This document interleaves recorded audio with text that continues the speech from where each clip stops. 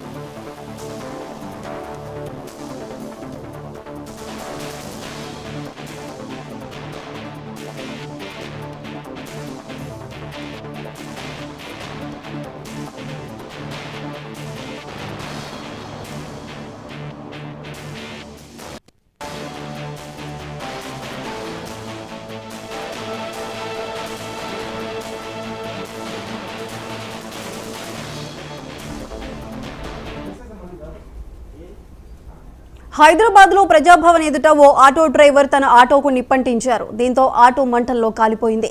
మహబూబ్ నగర్ కు చెందిన దేవుల మహాలక్ష్మి పథకంతో తనకి ఆదాయం తగ్గిందని ఆవేదన వ్యక్తం చేశాడు. తన నిరసన తెలియజేయడానికి ప్రజాభవన్ ముందు ఆటోను తగలబెట్టానన్నాడు దేవుల.